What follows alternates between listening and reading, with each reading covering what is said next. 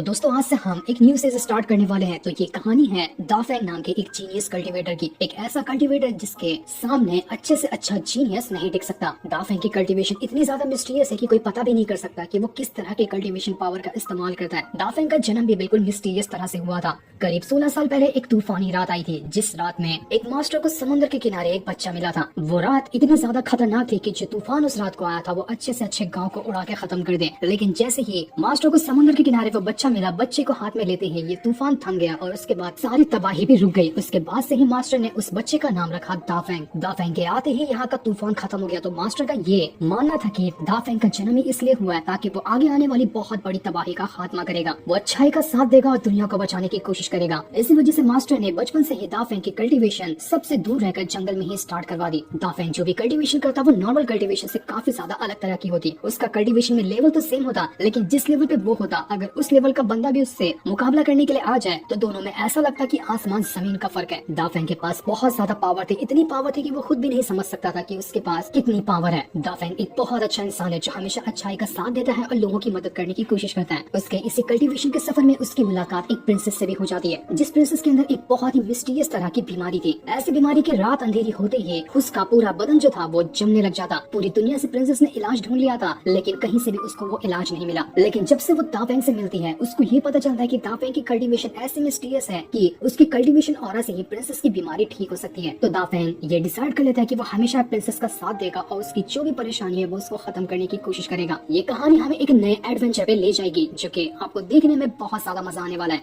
तो मेरे ख्याल से इतना इंट्रो काफी है। अब हम यहाँ पर इस सीरीज को शुरू कर सकते हैं। तो सीरीज की शुरुआत होती है एक कैपिटल सिटी से, जहाँ पर रात का टाइम था और बाजार में बहुत ज्यादा चहल पहल मची हुई थी। सभी लोग सामान वगैरह खरीद रहे थे। उन्हीं में से एक आदमी भी था जो कि स्पिरिचुअल स्टिक बेच रहा होता है। वो जैसे स्टिक का इस्तेमाल करता है, स्टिक के अंदर से इतनी पावर बाहर निकलती है कि वो पावर यहाँ पर किसी तरह के फिनिक्स बर्ड को बना लेती है। वो बंदा उस स्टिक को बेचते हुए कह रहा था कि जो भी इस स्टिक को खरीदेगा वो भी इस तरह से फिनिक्स बर्ड को बना सकता है और उसकी मदद से अपने दुश्मनों का मुकाबला कर सकता है। तो बहुत सारे लोग यहाँ पर आकर उस फिनिक्स बर्ड को बनाने की कोशिश करते और उससे वो स्टिक वगैरह भी खरीद रहे थे। बहुत ही प्यारा और शांत सा माहौल इस बाजार में हो चुका था। वहीं बाजार से एक घोड़ा गाड़ी भी गुजर रही थी, जिस घोड़ा गाड़ी के अंदर कोई और नहीं बल्कि प्रिंसेस ही है। प्रिंसेस असल में इस कैपिटल सिटी के अंदर आई है क्योंकि यहाँ पर कहा जाता है कि एक मेडिसिन किंग वो इतना ज्यादा दवाइयों का नॉलेज रखता है कि उसके पास दुनिया की हर बीमारी का इलाज है। प्रिंसेस इसलिए यहाँ पर आई हुई है ताकि वो जो उसके अंदर अचानक से वो अंधेरी रात को जमने लग जाती है तो उसका वो इलाज ढूंढ सके। यही ढूंढने के लिए वो मेडिसिन किंग को ढूंढना चाहती है। प्रिंसेस के साथ उसके साथी और उसकी जो एक असिस्टेंट है जूडी नाम की लड़की, वो भी आई हुई थी। ये लोग पहली बार इस कैपिटल सिटी के अंदर आए थे तो यहाँ पर आकर वो बहुत ज्यादा खुश होते कि यहाँ का नजारा तो कितना कमाल का है। सभी लोग बाजार की अच्छे से सैर करते हुए वहाँ से आगे बढ़ते जा रहे थे। लेकिन रात ज्यादा हो रही थी और अगर जैसे ही करीब रात के 12 बजने के बाद का टाइम होता है, यहाँ पर प्रिंसेस की जो बीमारी है वो एक्टिवेट हो जाती है। तो जनरल जो यहाँ पर आया था प्रिंसेस के साथ, वो सलाह देता है कि प्रिंसेस हमें यहाँ पर अब रुक जाना चाहिए। पास ही में एक ना माउंटेन गॉड का टेम्पल है तो हम वहाँ पर जाकर आराम कर सकते हैं। सुबह होते ही हम मेडिसिन किंग को ढूंढने के लिए निकल जाएंगे, जिस पर प्रिंसेस भी हामी भर देती है। इसके बाद हम उसी माउंटेन गॉड का जो टेम्पल था वहाँ का सीन देखते हैं, जहाँ पर एक बंदा मौजूद था जो टेम्पल की देखभाल करता है। वहीं से हमारा मेन कैरेक्टर दाफेंग भी गुजर रहा होता है। वो कहता है कि अरे वाह, ये तो इतना फेमस माउंटेन गॉड का टेम्पल है, लेकिन यहाँ पर कोई है क्यों नहीं। बिल्कुल ऐसा लग रहा है कि ये जगह एकदम वीरान हो चुकी है। बड़ी अजीब और मिस्टीरियस बात है। तो वहाँ की जो सफाई वगैरह करने वाला जो इंसान था वो बताता है कि आज से करीब 60 साल पहले ना ये जगह पूरी तरह से भरी रहती थी। यहाँ पर लोग आते थे और प्रार्थना वगैरह करके जाया करते थे, लेकिन अब लोगों ने यहाँ पर आना कम कर दिया है। अब सिर्फ नहीं ऐसा इंसान बचा हो जो इस जगह की देखभाल करता। मेरे अलावा यहाँ पर कोई भी नहीं आता। दाफेंग एकदम हैरान रह गया था कि ये तो बड़ी अजीब बात है, इतना अच्छा बना टेम्पल कैसे वीरान हो गया। मुझे सफाई करने वाला बंदा था वो यहाँ पर माउंटेन गॉड को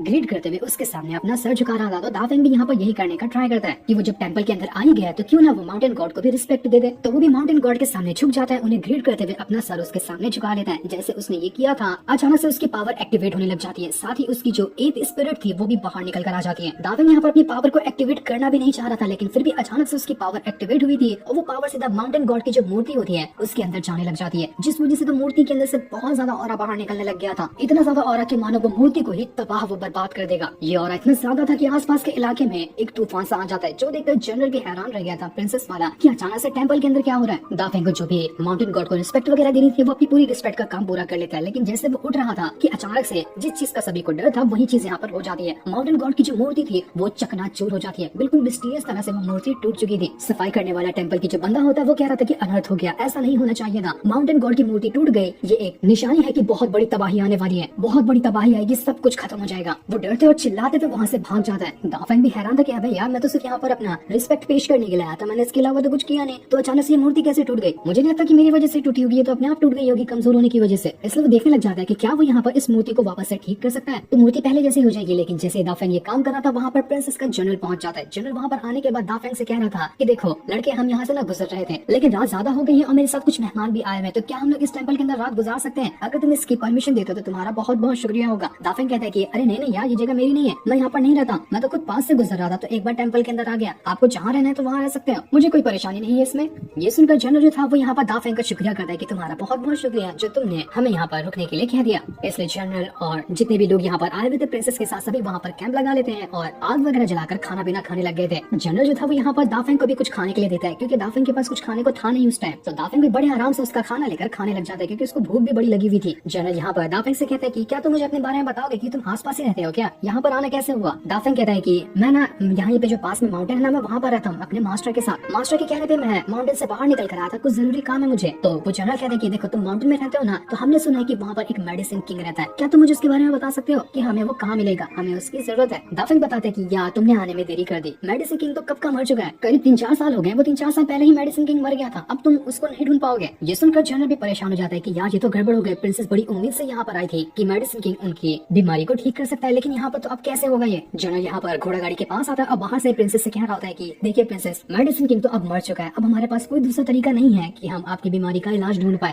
जो सुनकर प्रिंसेस भी उदास हो जाती है। इसके बाद रात को आराम करने के लिए सभी वहाँ पर लेट जाते हैं, लेकिन तभी जनरल जो था उसको ऐसा लग रहा था कि आसपास कोई तो है जो उनके ऊपर ही नजर रखे हुए। वो अपना भाला निकाल कर रेडी हो जाता है कि कोई भी यहाँ पर आ जाए, मैं उसका मुकाबला करूंगा ताकि प्रिंसेस को कुछ ना हो। तब वहाँ पर आता है शियाओ नाम का एक बंदा। उसको देखकर जनरल और बाकी लोग भी हैरान हो जाते हैं, क्योंकि असल में ये उसी सेट का एक मेंबर हुआ करता था जहाँ की प्रिंसेस है, लेकिन ये एक जासूस था प्रिंसेस के दुश्मन सेट का, जो बहरूपिया बनकर उनके सेट में जॉइन हुआ था। लेकिन जब इसकी सच्चाई पता चली तो प्रिंसेस ने उसको इस सेट से बाहर निकाल कर फेंक दिया। तो इसी वजह से वो जो शियाओ नाम का बंदा था वो यहाँ पर पूरे गुस्से के साथ आया होता है कि आखिर प्रिंसेस की हिम्मत कैसे हुई मुझे सेट से बाहर निकालेगी। वो उसको मारने के लिए यहाँ पर आया हुआ था। जनरल उसे कहता है कि देख शियाओ, तू यहाँ से चला जा, तो प्रिंसेस को कुछ नहीं कर सकता, वरना हमसे बुरा कोई नहीं होगा। शियाओ कह रहा होता है कि क्यों, कल्टीवेशन पावर बढ़ा ली क्या तूने? जब मैं सेट में था तो तू बहुत ज्यादा कमजोर था, तू मेरे मुकाबले का बिल्कुल नहीं है, मैं तो चुटकियों में तुझे मार सकता हूँ। तो अब मैं यहाँ पर प्रिंसेस के साथ साथ तुम सबको मार डालूंगा, तुम लोग मरने के लिए तैयार हो जाओ। वही की अपनी स्वॉर्ड से स्लैश अटैक क्या करता है कि जनरल और बाकी सारे सिपाही उड़कर दूर फेंका जाते हैं। ऐसा लग रहा था कि शियाओ नाम का बंदा बहुत ज्यादा स्ट्रॉन्ग है। जिसके बाद शियाओ जो होता है वो यहाँ पर घोड़ा गाड़ी के बाहर से ही प्रिंसेस को आवाज लगाते हुए कह रहा था कि जल्दी से बाहर, मुझे जवाब चाहिए कि तूने आके मुझे सेट से बाहर क्यों निकाला, जल्दी बाहर आ वरना मैं अंदर घुसकर तेरी जान ले लूंगा। लेकिन जनरल जो था वो फिर से यहाँ पर शियाओ के बीच में आ जाता और उससे फाइट करने लग गया था। वो उससे कहता है जब तक मैं यहाँ पर जिंदा हूँ प्रिंसेस के ऊपर कोई आंख उठाकर भी नहीं देख सकता, चला जा यहाँ से वरना मैं तुझे मार दूंगा। लेकिन दाफेंग तो सारी चीजें खड़ा होकर दूर से देख रहा था, उसको कुछ समझ नहीं आ रहा था कि यहाँ पर ये क्या हो रहा है, कौन ये बंदा है शियाओ जो यहाँ पर फाइट करने के लिए आया है। वहीं शियाओ तो अपनी पावर का इस्तेमाल करते हुए एक के बाद एक करके जनरल के ऊपर अटैक कर देता है। कोई भी उसके सामने टिक ही नहीं पा रहा था। ऐसा लग रहा था कि सारे सिपाही को ये शियाओ मार देगा और उसके बाद वो आसानी से भी प्रिंसेस को मार सकता है। प्रिंसेस की जान यहाँ पर खतरे में लग रही थी। जनरल जो था वो अपनी पूरी जान की बाजी लगा देता था कि कैसे भी करके प्रिंसेस को बचा सके, लेकिन फिर भी कोई फायदा नहीं हो रहा था। मार खा कर उसकी हालत खराब हो चुकी थी और जैसे शियाओ यहाँ पर जनरल के ऊपर हमला करते हुए उसकी जान लेने वाला था कि दाफेंग एक लकड़ी उठाकर फेंक कर मारता है शियाओ को, जिस वजह से वो ये अटैक जनरल के ऊपर नहीं कर पाता। इस वजह से जनरल तो बच जाता है, लेकिन शियाओ पागल हो चुका था कि आखिर ऐसा कैसे हुआ, आखिर ये लड़का है कौन जो यहाँ पर मेरी फाइट के बीच में टांग अड़ा रहा है, इसकी टांग नहीं काट दिया ना तो मेरा भी नाम शियाओ नहीं। तो सभी लोग को छोड़कर सीधा अपना ध्यान दाफेंग की तरफ ही कर देता ताकि वो दाफेंग को ही मार डाले। जनरल दाफेंग से कहता है कि देखो तुम यहाँ से चले जाओ, तुम्हारा ये मैटर नहीं है, तुम्हें इसमें नहीं आना चाहिए, तुम बिना वजह के फंस जाओगे, तुम यहाँ से भाग सकते हो। लेकिन दाफेंग डरपोक नहीं था, वो थोड़ी ना यहाँ से भागने वाला है। दाफेंग कहता है कि तुम लोगों ने इतने प्यार से मुझे ट्रीट किया, यहाँ पर मुझे अपना खाना भी ऑफर दिया, तो क्या तुम लोगों की ऐसे काइंडनेस का मैं दिल से थैंक यू भी नहीं कह सकता क्या? ये मेरा थैंक यू ही समझना कि मैं यहाँ पर तुम्हारे लिए इस बंदे की जान ले लूंगा। इसके बाद दाफेंग वहाँ पर अपनी पावर को एक्टिवेट करना शुरू कर देता है। जैसे उसने अपनी पावर को एक्टिवेट किया था उसके अंदर से इतनी ज्यादा पावर बाहर निकलती है कि पूरी जगह हिल गई थी, पूरा तूफान आ गया था। वहाँ पर एक भवंडर क्रिएट हो जाता है दाफेंग की पावर की वजह से। इसके बाद दाफेंग वहाँ पर एक हेवन पिलर को बाहर निकाल लेता है। देखते ही देखते उसने एक के बाद एक करते हुए 2 हेवन पिलर को बाहर निकाल लिया था। ये देखकर सभी हैरान रह जाते हैं, क्योंकि ये जो हेवन पिलर है वो इंसान की कल्टीवेशन पावर को भी दिखाते हैं। हेवन पिलर को देखकर वहाँ पर खड़े जितने भी लोग थे वो लोग कहते हैं कि अरे बाप रे, ये हेवन पिलर 2 को यहाँ पर समन कर लिया, इसका मतलब कि दाफेंग ने यहाँ पर कंडेंसेशन लेवल को भी ब्रेक थ्रू कर लिया है। इसकी कल्टीवेशन काफी ज्यादा हाई है यार, ये तो कम उम्र का लड़का लगता है लेकिन इसकी कल्टीवेशन बड़े से बड़े लोगों की जितनी है। दाफेंग यहाँ पर अपनी और ज्यादा पावर को एक्टिवेट कर रहा था। वो इतना ज्यादा भयंकर लग रहा होता है कि उसको देखकर ही लोगों की रूह कांप जाए। शियाओ जो आया हुआ था उसकी भी फटकर हाथ में आ जाती है कि बाप रे, ये इंसान नहीं शैतान है, ये तो खड़े खड़े मुझे चीर कर राट कर देगा। मुझे नहीं लगता कि मैं इस दाफेंग का मुकाबला कर पाऊंगा। दाफेंग बेचारा यहाँ पर मूड में आया था कि मैं बढ़िया वाली फाइट करूंगा, लेकिन उसके फाइट करने से पहले ही वो जो शियाओ था डर के मारे वहाँ से भाग ही जाता है। शियाओ ये कहते हुए भागा था कि मैं किसी और को लेकर आऊंगा तेरी जान लेने के लिए, तू जिंदा नहीं बचेगा, तुझे मैं मार कर ही रहूंगा। दाफेंग कहता था कि यार अच्छा खासा फाइट करने के लिए बॉडी गर्म किया था, ये पूरा ठंडा करके चला गया, बिल्कुल मजा नहीं आया, मूड खराब हो गया मेरा। जनरल दाफेंग का यहाँ पर शुक्रिया करता है कि दाफेंग तुम्हारा बहुत बहुत शुक्रिया जो तुमने यहाँ पर हमें इस शिया से बचा लिया। मैंने सोचा था कि तुम इतने कम उम्र में ही कंडेंसेशन लेवल को ब्रेक थ्रू कर चुके होगे, तुम तो बिल्कुल एक जीनियस हो यार। दाफेंग भी कहता है कि हाँ तुमने बिल्कुल सच कहा, मेरे मास्टर भी ना हमेशा मुझे एक जीनियस ही कहा करते हैं, लेकिन वो क्यों कहते हैं मुझे पता ही नहीं चलता, इसलिए अब तो मैंने भी सोच लिया कि हाँ मैं जीनियस ही हूँ, तभी तो लोग मुझे जीनियस कहते हैं। दाफेंग की ऐसा बहादुरी वाला काम को करता हुआ देखकर प्रिंसेस जो होती है वो अपनी घोड़ा गाड़ी से बाहर निकल कर आती है और दाफेंग का यहाँ पर तारीफें करने लग जाती है कि दाफेंग तुम तो सच में बहुत कमाल के हो, तुम्हारे जैसा कम उम्र में इतना ज्यादा पावरफुल बंदा मैंने कभी नहीं देखा था। दाफेंग जैसे प्रिंसेस को देखता है वो उसको देखता ही रह जाता है, क्योंकि प्रिंसेस थी ही इतनी ज्यादा सुंदर, उसकी आंखें ही नहीं हट रही थी प्रिंसेस के ऊपर से। प्रिंसेस यहाँ पर दाफेंग का शुक्रिया करती है कि दाफेंग तुम्हारा बहुत बहुत शुक्रिया जो तुमने यहाँ पर मेरी जान बचाई, ये तुम्हारा एहसान रहा मेरे ऊपर, अगर कभी भी जरूरत पड़े तो मुझे बताना, मैं तुम्हारी हर तरह से मदद करने की कोशिश करूंगी। दाफेंग बस प्रिंसेस को देखकर ये कह रहा था कि अरे यार ये प्रिंसेस तो नहीं लगती, लगता है कि प्रिंसेस होगी ना तो इसके पास कल्टीवेशन पावर नहीं होगी, क्योंकि सुंदरता के साथ साथ कल्टीवेशन पावर भी रखना बहुत ज्यादा मुश्किल काम होता है। तो जूडी जो थी वो दाफेंग से कहती है कि तुम्हारी लगता है ना आंखें खराब हो गई है, हमारी जो प्रिंसेस है ना वो बहुत ज्यादा कल्टीवेशन में हाई लेवल की है, उसी के साथ साथ वो इतनी ज्यादा सुंदर भी है, लेकिन क्या पता यही सुंदरता है जिसकी वजह से उनको किसी की नजर लग गई और ऐसी बीमारी का वो शिकार हो गई है जिसका इलाज पूरी दुनिया में कहीं नहीं मिल रहा। प्रिंसेस यहाँ पर दाफेंग से कहती है कि दाफेंग तुम सच कह रहे हो ना कि जो मेडिसिन किंग है वो मर गया, क्योंकि बड़ी उम्मीदों से मैं यहाँ पर आई, मुझे कैसे भी करके मेडिसिन किंग चाहिए था। दाफेंग कहता है कि मेरे मास्टर ने कहा था कि मेडिसिन किंग मर चुका है, तो मेरे मास्टर का कहा हुआ कभी भी झूठ नहीं हो सकता, मेरे मास्टर कभी झूठ नहीं कहते। ये सुनकर प्रिंसेस कहती है कि लगता है कि अब मेरी किस्मत ना ऐसे ही रहेगी, मुझे अपनी सारी जिंदगी हर रातों को तड़पते हुए गुजारना पड़ेगा, कोई इलाज ही नहीं है मेरी इस तकलीफ का, मुझे अब तरीका ढूंढना भी बंद कर देना चाहिए, मुझे नहीं लगता कि कोई तरीका दुनिया में एग्जिस्ट करता होगा जो मेरी इस बीमारी को ठीक कर सके। प्रिंसेस जो थी वो दाफिंग से कहती कि छोड़ो ये सारी बात है, वैसे तुम मुझे अपने बारे में बताओ कि तुम वैसे जा कहाँ रहे थे। जिस पर दाफिंग कहता है कि मैं ना कैपिटल सिटी जा रहा था, वहाँ पर मेरी एक सीनियर सिस्टर है, मैं उससे ही मिलने जा रहा था। वैसे मैंने अपनी सीनियर सिस्टर को आज से पहले कभी नहीं देखा, बस मुझे मेरे मास्टर से पता चला कि मेरी कोई सीनियर सिस्टर भी है जो कि कैपिटल सिटी में रहती है, तो मैं उसी को ढूंढने के लिए जा रहा था। प्रिंसेस कहती कि अरे वाह ये तो अच्छी बात है, अगर तुम कैपिटल सिटी जाओ तो मैं तुम्हें अपने साथ ले चलती हूँ, क्योंकि मैं भी कैपिटल सिटी ही जा रही हूँ, रास्ते में तुम्हें भी कंपनी मिल जाएगी और मुझे भी अकेलापन नहीं लगेगा। वैसे तुम्हारी सीनियर सिस्टर जो है उसका नाम क्या है, क्या तुम उसका नाम बता सकते हो, क्या पता मैं उसको जानती रही हूँ कैपिटल सिटी में। तो दाफेंग उसको अपनी सीनियर सिस्टर का नाम बताते हुए कहता है कि मेरी जो सीनियर सिस्टर है ना उसका नाम है किंजाओ। ये सुनते ही जितने भी लोग वहाँ खड़े थे एकदम दंग रह जाते हैं, मानो कि किंजाओ नाम की जो कोई लड़की है कैपिटल सिटी के अंदर वो बहुत ज्यादा खतरनाक और बड़ी फेमस बंदी हो। तभी सभी के होश उड़ चुके थे किंजाओ का नाम सुनते ही। दाफेंग कहता है कि क्यों क्या हुआ आप लोगों को। मास्टर ने कहा था कि किंजाओ जो है ना वो बहुत ज्यादा फेमस लड़की है, मैं कभी उससे मिला तो नहीं, लेकिन आखिर उसका मेरा क्या रिश्ता है मुझे इसके बारे में भी कोई खबर नहीं है। ऐसा लग रहा है ना कि जब तक मैं किंजाओ से मिलता नहीं तब तक मुझे नहीं पता चलेगा कि उसका और मेरा क्या रिश्ता है। तो इसी वजह से सारे रिश्ते में क्लियर करने के लिए किंजाओ के पास जा रहा था। प्रिंसेस यहाँ पर उसको झूठ कह देती कि देखो मुझे नहीं पता कि किंजाओ कौन है, लेकिन हाँ मैं ये तुमसे जरूर कहती हूँ कि मैं तुम्हें अपने साथ ले जाऊंगी कैपिटल सिटी में और हम दोनों मिलकर उस किंजाओ को ढूंढने की कोशिश करेंगे, तुम बेफिक्र हो किंजाओ तुम्हें मिल जाएगी। दाफिंग कहता है कि यार आप लोग तो कितने भले लोग हैं, मैं खुद सोचा था क्योंकि सवारी का बंदोबस्त हो जाता तो बढ़िया होता, देखो आपको आपने फ्री में मेरी सवारी का बंदोबस्त कर दिया। तभी जैसे ही आधी रात होती है और करीब 12 बजे का टाइम हुआ था कि तभी प्रिंसेस की जो बीमारी होती है वो एक्टिवेट हो जाती है। अचानक से उसका पूरा बदन एकदम जमने लग गया था, पूरी उसकी हालत खराब हो जाती है, तो जल्दी से जूडी उसको घोड़ा गाड़ी के अंदर ले जाने लगती है। दाफिंग जनरल से पूछता है कि यार तुम्हारी जो प्रिंसेस है ना उसको क्या हुआ, ये किस तरह की बीमारी, यार मैंने पहले से कभी ऐसी बीमारी नहीं देखी थी। जनरल भी परेशान था कि यार मुझे खुद नहीं पता कि ये कैसी बीमारी है, इसी का तो इलाज ढूंढने के लिए हम निकले हुए थे, लेकिन अब इलाज भी नहीं मिलेगा। हमारी प्रिंसेस बहुत ज्यादा हिम्मत वाली है, वरना किसी और को इतनी तकलीफ हर रात को होती ना तो कब का वो अपनी खुद की जान ले लिया होता, लेकिन प्रिंसेस ऐसा नहीं करती, वो हर तकलीफ को बर्दाश्त करती है। तुम ये सारी बातें छोड़ो और जाओ और आराम से सो जाओ, क्योंकि कल हमें बहुत लंबे सफर पे निकलना है। वैसे भी ये जो शियाओ आया था वो ज्यादा दूर नहीं गया हुआ, क्या पता रात को फिर से हमला करने के लिए आ जाए, तो मैं रात में यहाँ पर निगरानी रखता हूँ, तुम आराम से सो जाओ। इसलिए दाफिंग जो था वो आराम से टेंपल के अंदर जाकर सोने लग जाता है। उसको बड़ी अजीब सी बेचैनी हो रही थी, उसको नींद ही नहीं आ रही होती है, उसको समझ ही नहीं आ रहा था कि आखिर मेरे साथ क्या हो रहा है। तो वो वापस से उठकर बैठ जाता है और अपनी कल्टीवेशन ही स्टार्ट कर देता है कि चलो कम से कम बेचैनी तो खत्म होगी और कल्टीवेशन में थोड़ा इंप्रूवमेंट भी हो जाएगा। तो वो वहीं पर बैठकर अपना आराम से अब कल्टीवेशन करना शुरू कर देता है। कल्टीवेशन करते हुए उसके अंदर से काफी ज्यादा ऑरा बाहर निकल रहा था, जो ऑरा था वो आसपास के पूरे इलाके में फैलने लग जाता है, जिससे आग वगैरह तक के चल गई थी, इतना स्ट्रॉन्ग वो ऑरा था। जैसे वो ऑरा धीरे धीरे करते हुए घोड़ा गाड़ी के अंदर आता है जहाँ पर प्रिंसेस अपनी तकलीफ से जूझ रही थी, कि जैसे वो ऑरा उसको टच हुआ था उसकी तकलीफ हल्का हल्का कम होने लग जा रही है।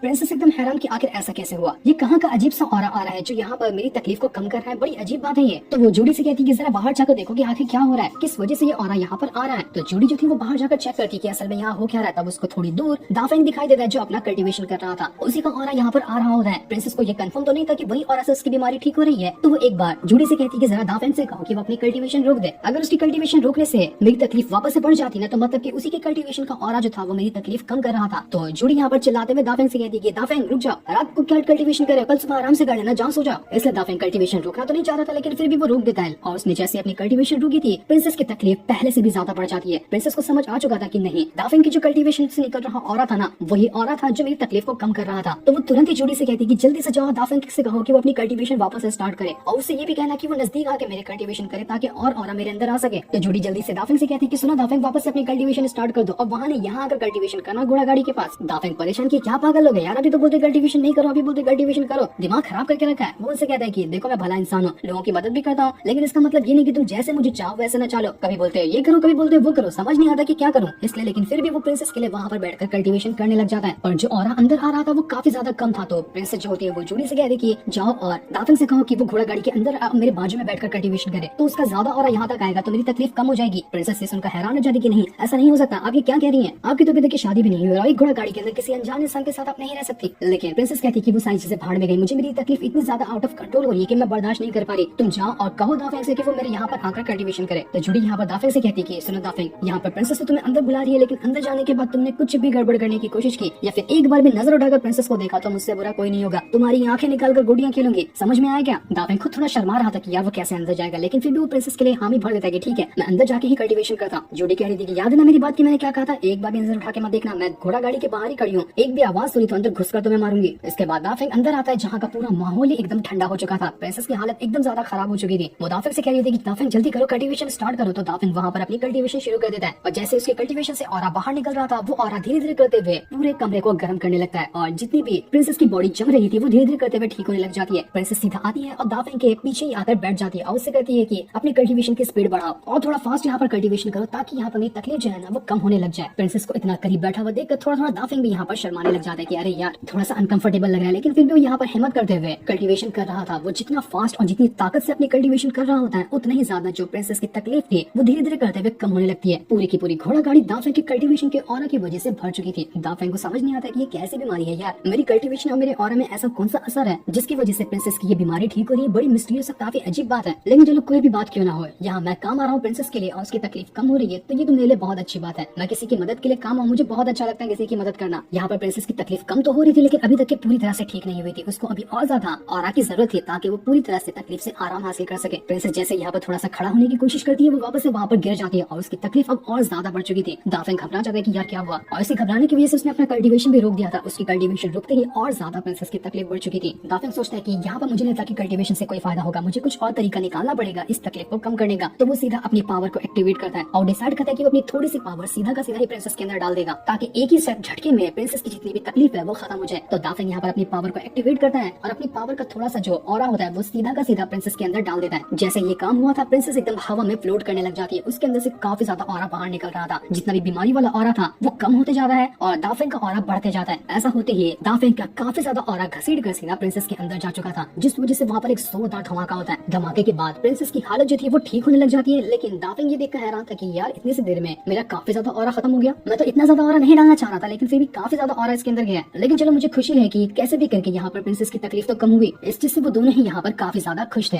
लेकिन ये लोग खुश हो रहे थे और कुछ और सोच पा रहे कि तभी उनको ऐसा लगता है कि ना घोड़ा गाड़ी के आसपास कोई आ चुका है। जो भी आया है वो बड़े गुस्से में आया है ताकि हर चीज को तबाह कर सके। उन्हें समझ नहीं आता कि आखिर वो होगा कौन जो यहाँ पर इतना गुस्से में आ रहा है, लेकिन वो इंसान कौन था ये अभी हमें नहीं बताया। इसका इलाज ही कर रहा था कि तभी उनको लगता है कि घोड़ा गाड़ी के बाहर कोई आ चुका है और उनका शक ये बिल्कुल सही भी था। घोड़ा गाड़ी के बाहर एक बंदा आया हुआ था जिसको उसे शियाओ नाम के बंदे ने लाया था, जो कुछ टाइम पहले यहाँ पर झगड़ा करके गया था और दाफेंग को धमकी भी देकर गया था। वो अपने एक साथी जुकुन को लाया होता है। जुकुन यहाँ पर आने के बाद ही अपनी पावर का इस्तेमाल करते हुए जो घोड़ा गाड़ी थी उसको ही तोड़ देता है। ये जुकुन जो था वो काफी ज्यादा स्ट्रॉन्ग कल्टीवेटर था। शियाओ ने दाफेंग को धमकी दी थी ना कि अगली बार मैं किसी दूसरे बंदे को लेकर आऊंगा तेरी जान लेने के लिए, तो वो ये जुकुन को लेकर आया हुआ था। शियाओ जो था वो यहाँ पर प्रिंसेस और दाफेंग को एक साथ देखकर ये कह रहा होता है कि अच्छा तो यहाँ पर रंगरलियां मनाई जा रही है, इतना दूर से महल छोड़कर ये प्रिंसेस यहाँ पर आई इस दाफेंग से मिलने के लिए, अच्छी बात है। मुझे नहीं पता था कि प्रिंसेस ऐसी भी हरकत करना शुरू कर दी है। लगता है मैंने प्रिंसेस का ना थोड़ा रोमांटिक मूवमेंट जो था उसको बिगाड़ दिया। अब थोड़ा सा बिगाड़ा है तो पूरा बिगाड़ना तो पड़ेगा ही ना। इसके बाद वो जुकुन से कहता है कि जुकुन जा और उस दाफेंग की जान ले ले। पिछली बार इसने मुझे अच्छे से डरा दिया था तो इस बार इसको डराना नहीं बल्कि इसकी जान ले लेना। जनरल और जूडी जो थे वो दाफेंग को घेरते हुए कहते हैं कि दाफेंग तुम प्रिंसेस को लेकर यहाँ से जाओ, जब तक हम इन दोनों को संभालते हैं। प्रिंसेस की सेफ्टी सबसे ज्यादा इंपॉर्टेंट है तो तुम उसको लेकर चले जाओ। इसके बाद वो लोग वहाँ पर उन दोनों से हमला करने के लिए चले जाते हैं, लेकिन एक ही अटैक में तो उन्होंने इसके बाद जुकुन जो था वो पूरे गुस्से के साथ अपनी स्वॉर्ड लिए प्रिंसेस की तरफ बढ़ रहा था, लेकिन वो उसके ऊपर हमला कर पाता। दाफेंग बीच में आकर प्रिंसेस को बचा लेता है। जुकुन भड़क चुका था, वो अपनी कुल्हाड़ी लेकर आया हुआ था, तो वो कुल्हाड़ी की मदद से ही दाफेंग के ऊपर हमला करने की कोशिश करता है, लेकिन वो कुछ भी नहीं कर पाता क्योंकि उसकी जो कुल्हाड़ी थी दाफेंग ने पैर रखकर उसको वहीं पर स्टॉप कर दिया था। दाफेंग का सिर्फ पैर ही लगा था कि जुकुन उस कुल्हाड़ी को हिला तक नहीं पाता। जुकुन एकदम हैरान किया, यार ये क्या हो हो रहा है? मैं तो पूरी जान लगा रहा हूँ, मेरी कुल्हाड़ी नहीं हिल रही। इसने तो ज्यादा प्रेशर भी नहीं लगाया मेरी कुल्हाड़ी के ऊपर, तब भी इसका ताकत कितनी ज्यादा है। अपनी कुल्हाड़ी को यहाँ से हिला तक नहीं पा रहा हूँ। दाफेंग यहाँ पर भी नहीं रुकने वाला था। वो बहुत ज्यादा गुस्सा हो गया था कि आखिर इसकी औकात कैसे हुई प्रिंसेस के ऊपर हमला करने की। तो वो एक ही पैर हल्का सा प्रेशर क्या डालता है कुल्हाड़ी पे कि कुल्हाड़ी जमीन के अंदर ही धंस जाती है। दाफेंग कह रहा था कि तू भी कोई काम का नहीं है, तो अपने बाप को लेकर तेरे बस की नहीं है, कुछ नहीं कर सकता तू मेरा। अपनी बेइज्जती होता हुआ देखकर जुक उनका दिमाग फिर चुका था। तो वो यहाँ पर अपनी जायंट स्पिरिट ट्रांसफॉर्मेशन टेक्निक का इस्तेमाल कर लेता है, जिस वजह से उसने खुद को एक बहुत ही ज्यादा बड़ी स्पिरिट में ट्रांसफॉर्म कर लिया था। वो बहुत ज्यादा बड़ा और काफी पावरफुल हो गया होता है। उसके सामने दाफेंग एकदम छोटा सा लग रहा था। जुगुन कह रहा था कि दाफेंग तू मरेगा, तूने मुझे उकसा दिया था मेरी ये टेक्निक का इस्तेमाल करने के लिए, तो अब तू इस टेक्निक का अटैक झेल कर दिखा। वो जैसे एक जोरदार पैर दाफेंग के ऊपर मारता है, दाफेंग खुद को वहाँ से हटा तो लेता है, लेकिन उसके हाथ से प्रिंसेस छूट चुकी थी और वो दोनों इधर उधर जाकर गिरने लग जाते हैं। लेकिन प्रिंसेस कहीं और जाकर गिरती है और उसको चोट लग जाती है। ये होने से पहले ही दाफेंग जल्दी से वहाँ पर आता है और प्रिंसेस को फिर से गोद में उठा लेता है, जिस वजह से प्रिंसेस को चोट नहीं लग पाती। दाफेंग की ऐसी हरकत देखकर प्रिंसेस काफी ज्यादा खुश हो रही थी कि दाफेंग ने तो अपनी जान की बाजी लगा दी मुझे बचाने के लिए। मुझे बहुत अच्छा लगा। दाफेंग यहाँ पर प्रिंसेस से कह रहा था कि देखो आपको घबराने की जरूरत नहीं है, मैं हूं ना यहाँ पर, आपको कुछ नहीं होगा, ये मेरा वादा है आपसे, बस आप ना यहाँ पर इस एंटरटेनमेंट का मजा लो, मैं आपको फुल मजा दिलाने वाला हूँ। इसके बाद दाफेंग प्रिंसेस को एक जगह पर लाकर खड़ा कर देता है और पूरे गुस्से के साथ जुगुन की तरफ बढ़ने लग गया था। दाफेंग का दिमाग एकदम गर्म हो चुका था। वो अब तो यहाँ पर इस जुगुन को नहीं छोड़ेगा। वो उससे कह रहा था कि तूने अपनी सबसे कमाल की टेक्निक दिखा दी, लेकिन मेरी टेक्निक नहीं दिखेगा, मैं भी तो तुझे दिखाऊं कि मैं तुझे क्या करके दिखा सकता हूँ। इसके बाद दाफेंग अपनी पावर का इस्तेमाल करते हुए अपना फॉर्मेशन क्रिएट कर लेता है, जिस फॉर्मेशन के अंदर से हेवन पिलर बाहर निकल कर आ रहा था। दोनों हेवन पिलर को बाहर निकालने के बाद वो अपना फॉर्मेशन काफी हद तक के क्रिएट कर चुका था। दूर खड़ी प्रिंसेस चीज देख कर कह रही होती है कि हेवन पिलर को समन करने का क्या ही मतलब हुआ, क्योंकि ये हेवन पिलर सिर्फ इंसान की कल्टीवेशन वगैरह दिखाते हैं। इन हेवन पिलर का इस्तेमाल करते हुए कोई अटैक थोड़ी ना कर सकता है, तो फिर दाफेंग ने इन हेवन पिलर को क्यों समन कर लिया? ये तो यूजलेस चीज होती है। लेकिन दाफेंग अपनी पावर का इस्तेमाल करते हुए पूरे हेवन पिलर को जमीन से घसीट कर बाहर उखाड़ देता है। और यहाँ सिर्फ वो उसका जो हेवन पिलर आया था वो दिखाने के लिए नहीं बल्कि इस्तेमाल करने के लिए आया हुआ था। दाफेंग अपने कल्टीवेशन के हेवन पिलर का इस्तेमाल भी कर सकता है अटैक करने के दौरान। दाफेंग हेवन पिलर को एक हाथ से घुमाते हुए अपने कंधे के ऊपर रख लेता है, बिल्कुल किसी वेपन की तरह। जुगुन और वहाँ पर खड़े जितने भी लोग थे उन्हें अपनी आंखों पर यकीन नहीं होता कि वो आखिर ये क्या देख रहे हैं। हेवन पिलर का इस्तेमाल कौन कर सकता है? कोई नहीं कर सकता, क्योंकि ये एक इल्यूजन चीज होती है। रियलिटी में तो हेवन पिलर एग्जिस्ट भी नहीं करता, लेकिन इसने उसका कैसे इस्तेमाल कर लिया। जुगुन की तो फटकर हाथ में आ गई थी। यहाँ देखिए वो स्पिरिट फॉर्म में था, तब भी उसके पैर कांपने लग जाते हैं। उसको समझ नहीं आ रहा था कि वो करे तो करे क्या, लेकिन वो यहाँ पर आया था तो वो अपनी कुल्हाड़ी को बाहर निकाल लेता है और अपनी कुल्हाड़ी की मदद से वो एक सीड के अटैक दाफेंग के ऊपर कर देता है। लेकिन दाफेंग इस अटैक से तो बच जाता है, उल्टा वो अपना हेवन पिलर की मदद से जुगुन के ऊपर ऐसा अटैक करता है कि जुगुन उड़कर वहाँ से दूर फेंका चुका था। उसकी इतनी बड़ी स्पिरिट भी यहाँ पर दाफेंग का कुछ नहीं बिगाड़ पा रही थी। जुगुन दाफेंग से कहता है कि मैं इतनी जल्दी हार नहीं मानूंगा, चला फिर से आजा, फिर से हम लोग यहाँ पर अटैक करेंगे। तो जुगुन वापस से अपनी कुल्हाड़ी को एक्टिवेट करते हुए एक खतरनाक स्लैश अटैक दाफेंग के ऊपर करने की कोशिश करता है, लेकिन इससे भी कोई फायदा नहीं होता। पर जुगुन यहाँ पर रुकने को रेडी नहीं था। वो एक के बाद एक करते हुए जितना हो सकता था उतना अटैक वो दाफेंग के ऊपर करते जा रहा था, ताकि दाफेंग को सांस लेने का ही चांस ना दे। कुछ टाइम में थक जाएगा तो अपने आप उसको एक न एक अटैक लगने ही वाला है। लेकिन दाफेंग कहाँ ही थकने वाला था। वो शुरुआत में उसके सारे अटैक से बचता है और हेवन पिलर की मदद से ऐसा अटैक करता है कि पूरी जगह पर धमाका हो चुका था। इतना और बाहर निकलता है कि कोई वहाँ पर आसपास खड़ा ढंग से खड़ा तक नहीं हो पा रहा था। जुगुन यहाँ पर अपनी कुल्हाड़ी की मदद से जैसे तैसे उस अटैक को रोकने की कोशिश करता है, वरना ये अटैक सीधा उसको अगर लग गया तो फिर उसका तो खेल खत्म है। वो पूरी जान लगा रहा था ताकि कैसे भी करके ये जो अटैक है वो यहाँ पर उसको ना लगे, लेकिन उसकी जान के सामने दाफेंग की जो पावर थी वो ज्यादा हो जाती है और दाफेंग ने एक ही घसीट के पिलर की मदद से अटैक क्या कर दिया था जुगुन के ऊपर कि वो खून की उल्टियां करते हुए दूर फेंका चुका था। उसका जायंट स्पिरिट फॉर्म भी यहाँ पर खत्म हो जाता है। दाफेंग उससे कहते हैं कि क्यों, कहा था ना मैंने कि मैं एक जीनियस कल्टीवेटर हूँ, मेरे सामने तो कुछ नहीं कर सकता। तू यहाँ पर इतना एटीट्यूड से आया था, मुझे लगा कुछ अच्छे से फाइट करेगा, लेकिन तू तो 2-3 अटैक के अंदर ही ढेर हो गया। ओए श्याम सुन, तू इसको लेकर आया था ना, तू भी नहीं फाइट करेगा, तेरे से तो पहले कभी हिसाब बाकी है, तू ही आके फाइट करना मुझसे। लेकिन जैसे पिछली बार शियाओ भागा था, इस बार शियाओ और जुगुन दोनों ही अपनी जान बचाकर वहाँ से भाग जाते हैं। अब रात को सभी लोग आग जलाकर वहाँ पर बैठे हुए थे। दाफेंग की पावर की वजह से आज की रात प्रिंसेस की जो थी वो बहुत अच्छे से जा रही थी, क्योंकि उसको आज की रात ठंडी लग ही नहीं रही होती है। वो बहुत ज्यादा खुश थी कि अगर दाफेंग नहीं होता तो ये रात भी तड़पते हुए ही जाती। दाफेंग बड़ी प्यार भरी निगाहों से और शर्माते हुए प्रिंसेस को देख रहा था, लेकिन जुड़ी बीच में आकर कहती कि अपनी आंखें उधर कर, ऐसी ठरकी वाली निगाहों से मेरी प्रिंसेस को मत देखना, वरना तेरी आंखें नोच लूंगी। तो वहीं शिया और जुगुन थे, उन लोगों को बहुत ज्यादा गुस्सा आता। शिया तो पागल हो चुका था कि दूसरी बार में मैं डर कर भाग गया। इतनी बेइज्जती मेरी पूरी लाइफ में कभी नहीं हुई थी जितना कि उस दाफेंग ने पिछले कुछ घंटे के अंदर ही कर दी। या कि हेवन पिलर का इस्तेमाल कैसे कर पाया, एक इल्यूजन चीज को वो रियलिटी में कैसे ले आया, कैसा मिस्टीरियस बनता है वो दाफेंग। तो वहीं दाफेंग जो था उससे जनरल और बाकी लोग पूछ रहे थे कि दाफेंग सर हमें बताओगे कि तुम हेवन पिलर को कैसे इस्तेमाल कर पाए। देखो जिसकी भी कल्टीवेशन होती है, ये हेवन पिलर सिर्फ कल्टीवेशन दिखाने के लिए होता है, ना कि इस्तेमाल करने के लिए। तुम्हारे पास कोई मैजिक ट्रिक वगैरह है क्या जो तुमने अपने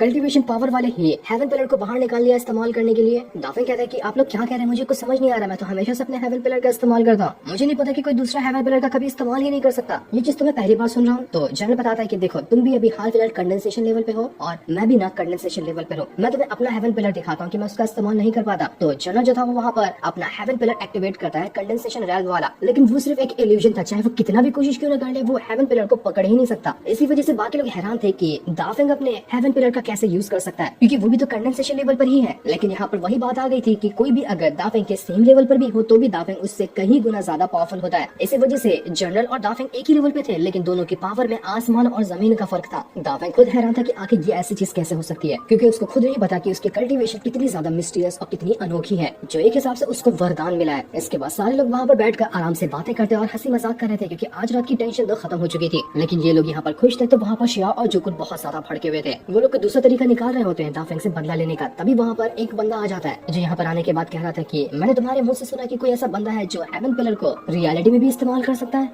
क्या मुझे तुम लोग उससे मिलवाओगे? मैं उस इंसान से मिलना चाहता हूँ ताकि देख सकूं कि आखिर वो कितना ज्यादा टैलेंटेड है। जुकुन और शिया जो थे वो उससे कहते कि अबे तू कौन है रे, और इतनी आधी रात को तू हमारा चुप चुप कर बातें सुनने के लिए घुस आया था क्या यहाँ पर? चला जा यहाँ से, हम तेरी मदद नहीं करते। लेकिन तब वो जो बंदा था यहाँ पर अपना एक बैज दिखाता है। ऐसा लग रहा था कि कोई बड़ी फैमिली का वो बैज होगा। तो उस बैज को देखते साथ ही वो दोनों वहाँ पर उसके सामने झुक जाते हैं और उससे कहते हैं कि सीनियर हमें माफ कर देना, हमसे गलती हो गई, हम आपको जरूर ले जाएंगे उस बंदे के पास जो हेवन पिलर का इस्तेमाल कर सकता है। वो जो बंदा यहाँ पर आया हुआ था वो कहता है कि लगता है ना मेरी किस्मत अब बदलने वाली है। जिस इंसान को मैं काफी टाइम से ढूंढ रहा था मुझे वो इंसान मिल गया। अब मैं अपनी कल्टीवेशन पावर को बहुत ज्यादा इंक्रीज कर लूंगा, बस एक बार मैं उससे मिल तो लूं। लेकिन ये कौन था, इसका कैसा इंटेंशन है दाफेंग से मिलने का, ये अभी हमें नहीं बताया जाता। इसके बाद हम अगले दिन का सीन देखते हैं, जहाँ पर प्रिंसेस और बाकी सारे लोग जो थे वो कैपिटल सिटी के अंदर पहुंच चुके थे। प्रिंसेस के पास उसकी एक खास सिपाही आती है। वो यहाँ पर आने के बाद प्रिंसेस से माफी मांग रही थी कि प्रिंसेस मैंने बहुत ज्यादा कोशिश की, लेकिन मुझे कहीं पर भी मेडिसिन किंग का जो डिसेबल वगैरह है ना वो भी नहीं मिला। मेडिसिन किंग तो मर चुका है, लेकिन उसके डिसेबल की भी कोई खबर नहीं है। माफ कर देना, मैं आपका ये काम पूरा नहीं कर पाई, तो आप इसके लिए मुझे सजा देना चाहे तो दे सकती हैं। लेकिन प्रिंसेस कहती है कि इसकी कोई जरूरत नहीं है, मुझे जो इलाज चाहिए था ना वो मुझे इलाज मिल गया, तो अब तुम जाकर आराम करो। ना मुझे मेडिसिन किंग की जरूरत है, ना ही उसके डिसेबल की जरूरत है। जो सुनकर वो सिपाही जो थी वो भी काफी ज्यादा खुश हो जाती है कि प्रिंसेस तो आज बहुत ज्यादा खुश लग रही है। इतनी खुश मैंने उनको इससे पहले कभी नहीं देखा था। उनकी ऐसी खुशियों को कभी नजर न लगे, बड़ी मुश्किल से ये खुश होती है। दाफेंग बिल्कुल बच्चों की तरह आसपास की दुकान में जो सामान बिक रहा होता है उन्हें उछल उछल कर देख रहा था कि मुझे कौन सा सामान अच्छा लगता है, जो अच्छा लगेगा मैं उसको खरीद लूंगा। प्रिंसेस दाफेंग से कहती कि दाफेंग चलो हम यहाँ पर आज ना इस पूरी सिटी को अच्छे से एक्सप्लोर करेंगे। बहुत दिन बाद मैं ऐसा यहाँ पर घूमने के लिए निकली हूँ, तो मैं तुम्हारे साथ चलना चाहती हूँ। दाफेंग भी काफी ज्यादा खुश था और वो दोनों एक साथ मिलकर इस सिटी को एक्सप्लोर करना शुरू कर देते हैं। प्रिंसेस आगे बढ़ते हुए उसको जो भी सामान अच्छा लगता है वो खरीदती और दाफेंग को दे देती कि लो दाफेंग इसको उठाकर साथ में चलते रहो। बेचारा दाफेंग एक कूली के जैसा बन चुका था, वो बस सामान उठाता और वहाँ से आगे बढ़ते जाता। इतना सामान उसके पास हो गया था कि वो ढंग से चल भी नहीं पा रहा था। वो जूडी से कहता है कि अबे जूडी तू तो प्रिंसेस की सर्वेंट है ना, तो थोड़ा सा सामान तू भी उठा ले, ये कितना ज्यादा सामान है, मुझसे ये नहीं उठ रहा। लेकिन जूडी कहती कि अरे मैं ना प्रिंसेस की असिस्टेंट हूँ, कोई सर्वेंट नहीं हूँ, जाओ भाड़ में जाओ, मैं नहीं उठाती, मैं तुम्हारी मदद क्यों करूँ। और वैसे तो अच्छी बात है, तुम जो ऐसी ठरकियों भरी निगाहों से रात को प्रिंसेस की घोड़ा गाड़ी में गए थे ना, उसी का ये पनिशमेंट है। सामान उठाओ और चलते रहो यहाँ से फटाफट, एक भी सामान नीचे मत गिराना। बेचारा दाफेंग परेशान हो गया था, लेकिन वो कर भी क्या सकता था, तो वो वही सामान उठाए उठाए आगे बढ़ने लग जाता है। जैसे वो आगे बढ़ा था उसको एक जगह पर एक माउंटेन गॉड की मूर्ति दिखाई देती है, वही मूर्ति जो कि टेंपल के अंदर रखी हुई थी। तो यहाँ पे भी किसी दुकान के अंदर वो मूर्ति रखी होती है। दाफेंग मूर्ति को देखकर थोड़ा सा घबरा जाता है कि कहीं ऐसा ना हो कि ये भी मूर्ति यहाँ पर मेरे आते साथ ही टूट जाए, ये भी टूट गई होगी तो यहाँ पर लोगों में हड़कंप मच जाएगा। प्लीज प्लीज ये मूर्ति मत टूट जाना, मैं जल्दी से यहाँ से जा रहा हूँ। लेकिन जिस चीज का यहाँ पर दाफेंग को डर था वही चीज यहाँ पर हो जाती है। दाफेंग की यहाँ पर पहुंचते ही ये भी जो माउंटेन गॉड की मूर्ति थी वो चकनाचूर हो चुकी थी। सारे लोगों में चिल्ला पुकार मच जाता है कि माउंटेन गॉड की मूर्ति टूट गई, मतलब कि तबाही आने वाली है। ये कैसे हुआ? ये मूर्ति तो बहुत ज्यादा खतरनाक थी, बहुत मजबूती से इसको बनाया गया था, ये ऐसे किसी के तोड़ने से भी नहीं टूटने वाली थी, तो अचानक से कैसे टूट गई? प्रिंसेस जूडी और वो जो सिपाही थे वो तीनों हैरान रहते कि ये मूर्ति टूटना ऐसा कोई आम बात नहीं है, जरूर इसके पीछे कोई और भी वजह होगी जिस वजह से मूर्ति टूटी है, ये अचानक से कैसे टूट गई? प्रिंसेस अपनी जो सिपाही थी उससे कह रही होती कि क्या तुम्हें पता है कि इस कैपिटल सिटी के अंदर कहीं और भी माउंटेन गॉड की मूर्ति है, मैं दाफेंग को वहाँ पर ले जाना चाहती हूँ। अगर वो भी मूर्ति टूट जाती ना दाफेंग के पहुँचने से,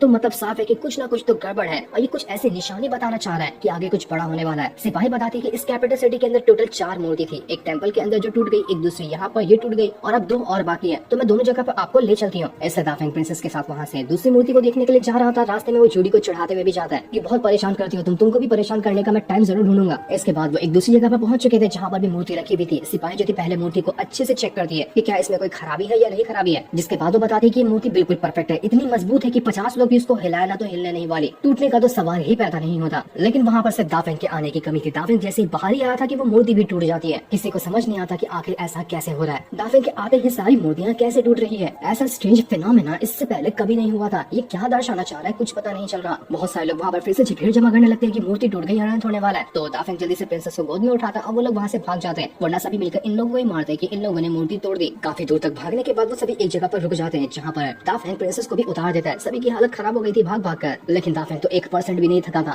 प्रिंसेस अपनी सिपाही से कहती है कि देखो जितनी भी मूर्तियां टूटी है ना, जाओ और महल में ये ऑर्डर दे दो कि हर जगह पर दूसरी मूर्ति को लाकर रख दिया जाए। जिस पर सिपाही कहती है कि ठीक है, जैसा आप कहेंगे वैसा ही होगा। दाफेंग प्रिंसेस से पूछता है कि देखो आप तो कल्टीवेशन में काफी एक्सपर्ट है ना, तो क्या आप मुझे बता सकती हैं कि ऐसा कैसे हो रहा है? क्या इससे पहले भी कभी ऐसा कुछ हुआ था कि मूर्ति अचानक से टूट रही है? मुझे जानना है, मुझे थोड़ी थोड़ी घबराहट हो रही है कि आगे क्या होने वाला है, क्यों ये मूर्तियां टूट रही हैं। प्रिंसेस कहती कि नहीं, मैंने ऐसा कुछ कभी नहीं देखा। तुम्हारे लिए ना ये बिल्कुल अनोखी बात है और हम सब के लिए भी वैसे ही वो अनोखी बात है। तुम्हारे अंदर काफी ऐसी चीजें हैं जो मैं तुम्हारे बारे में नहीं जानती। हो सकता है कि तुम्हारे अंदर ही कुछ ऐसा होगा जिस वजह से वो मूर्तियां टूट रही है, लेकिन टेंशन मत लो और घबराने की तो बिल्कुल भी जरूरत नहीं है। मैं हूं ना तुम्हारे साथ। कुछ भी तरीका क्यों ना होगा, मैं उसका पता लगा लूंगी कि ये मूर्तियां टूटने का रीजन क्या है। इसके बाद वो सभी एक होटल में आकर खाना पीना खाने लग जाते क्योंकि उन्हें भूख बहुत ज्यादा लग चुकी थी। वो सभी लोग यहाँ पर दाफेंग का शुक्रिया कर रहे होते हैं कि ये जो ट्रीट है ना वो दाफेंग के लिए, जिसने हमें यहाँ पर कई बार हमारी जान बचाई। दाफेंग भी खुद की इतनी ज्यादा तारीफ सुनकर बहुत ज्यादा शर्मा भी रहा था और उसको बड़ा मजा भी आ रहा था। प्रिंसेस दाफेंग से कहती है कि क्या तुम मुझे अपने बारे में बताओगे कि तुम्हारा जन्म कैसे हुआ, तुम्हारा नाम ये दाफेंग कैसे पड़ा और तुम्हारी एज क्या है? तो दाफेंग उसको अपने बारे में सब कुछ बताने लग जाता है कि कैसे उसका जन्म हुआ, कहाँ पर हुआ और कैसे उसके मास्टर ने उसको बचाया था। ये सुनकर प्रिंसेस जो होती है वो कहती है कि तुम्हें पता है, मैंने ना लाइब्रेरी के अंदर एक किताब देखी थी जिसमें लिखा हुआ था कि आज से 16 साल पहले एक बहुत बड़ा तूफान आया था। वो तूफान इतना खतरनाक था कि वो सबको खत्म कर देता, लेकिन अचानक से कुछ ऐसा हुआ कि वो तूफान भी थम गया और किसी की भी जान नहीं गई। एक इंसान को उसमें खरोच तक नहीं आई। तुम्हारी एज भी 16 साल है और वो तूफान भी 16 साल पहले ही आया था। मतलब साफ है कि तुम ही वो इंसान थे जिसकी वजह से वो तूफान थम गया। देखो दाफेंग, मुझे ऐसा लगता है ना कि तुम्हारे बारे में अभी भी इतनी सारी चीजें अनजानी है जिसके बारे में तुम खुद नहीं जानते होगे। एक बार हमें तुम्हारे बारे में अगर सब कुछ पता चल जाए ना, तो हो सकता है कि हमें ये भी पता चल जाएगा कि मूर्तियां टूटने का क्या रीजन है। जिसके बाद वो सारे लोग फिर से वहाँ पर आपस में बातें करना शुरू कर देते हैं। दाफेंग को जब भी मौका मिलता वो जूडी का मजाक उड़ाने लग जाता क्योंकि जूडी उसको बहुत परेशान कर चुकी थी। वो सारा बदला निकालना चाह रहा था। इसके बाद वो सभी एक कमरे के अंदर आकर बैठ जाते हैं जहाँ पर प्रिंसेस भी थी और दाफेंग भी मौजूद था। वो दोनों पर्सनल कमरे में गए हुए थे। जूडी वहाँ पर फिर से दाफेंग से चिल्लाते हुए कहती कि ज्यादा चिपकने की कोशिश किया ना प्रिंसेस से तो अंदर ही घुस कर मारूंगी। प्रिंसेस दाफेंग से कहती कि दाफेंग दूर क्यों खड़े हो, आओ मेरे पास, मेरे बाजू में बैठो, मेरे पास तुम्हारे लिए एक छोटा सा गिफ्ट है। तो दाफेंग थोड़ा सा शर्माते हुए ही प्रिंसेस के बाजू में जाकर बैठ जाता है। वो थोड़ा ज्यादा ही शर्मा रहा था। इसके बाद वो प्रिंसेस से कहता है कि बताओ कौन सा गिफ्ट है जो आप मेरे लिए लाई हुई हैं? क्या आपके बाजू में बैठने के लिए आप मुझे सजा तो नहीं देने वाली ना? देखो मुझे सजा मत देना, मैं तो सिर्फ आपकी मदद ही कर रहा था। लेकिन प्रिंसेस कहती कि नहीं नहीं, मैं तुम्हें क्यों सजा दूंगी, तुम्हारे लिए मेरे पास एक अच्छी चीज है। इसके बाद वो एक टेक्निक वाली किताब निकालती है और दाफेंग को देते हुए कहती कि देखो इसके अंदर कई सारी अच्छी अच्छी टेक्निक लिखी हुई है, हो सकता है कि ये टेक्निक तुम्हारे काम आए। तो इनमें से जो भी टेक्निक अच्छी लगती है ना, तुम वो टेक्निक को अच्छे से कल्टीवेट कर सकते हो। तुम्हें पता है मैंने इस टेक्निक को ना काफी बार प्रैक्टिस करने की कोशिश की, लेकिन जब भी मैं इसको प्रैक्टिस करने चाहती हूँ मेरे दिमाग के ऊपर से ये टेक्निक चली जाती है, मैं इसको प्रैक्टिस ही नहीं कर पा रही।